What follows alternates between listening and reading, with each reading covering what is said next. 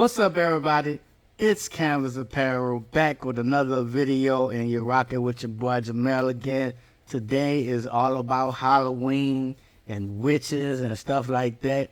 And today we're going to be embroidering and digitizing this design right here. Y'all check that out. This is a witch and a pot design. I don't know what happened. Maybe she made a mistake and she tripped over her cat or whatever, and she fell inside of the pot, and now we having witch stew. So whatever happened to her, she fell in the pot. This is a good design to celebrate Halloween. You can put this on a shirt.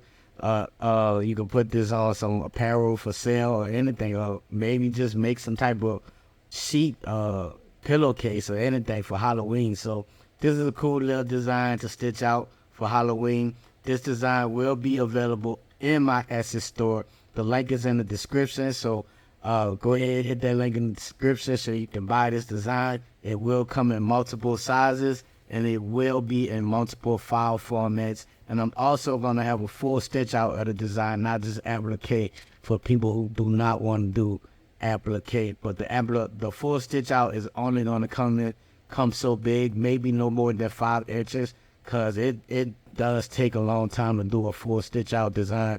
And I try to look out for the people with the single needle machines. I try to digitize the design so it can be efficient. So if you have a single needle machine, it'll kind of embroider kind of fast with the way I digitize. All right. So without further ado, we're gonna go ahead and head over to the Happy Japan 12 needle Voyager machine, and we're gonna get it all set up, and we're gonna stitch out this design.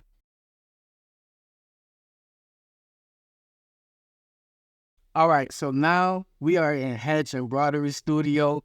I'm gonna import my artwork by going to insert artwork and putting the artwork on the blank space. And I'm gonna speed this video up, this part up just a little bit, guys, so we don't be here for a while. It only took me about 15 minutes to really get this artwork. So we should be good to go, but I'm just gonna speed it up just a little bit so we can get past it kind of quickly, just for YouTube's sake. So you're gonna insert your artwork, and what you gotta do is you're gonna look at your artwork. You're gonna look at the layer and how everything is going on your artwork, and then once you figure out how you want to digitize your image, what I usually do, I get the colors of the image first, and I do that by using auto digitize. So what I do is I press the auto digitize embroidery button to get the colors, and I let it go ahead and auto digitize. And then once I have those colors down there at the bottom, I hit the discard button all the way to the right and delete the rest of the colors that I won't be using.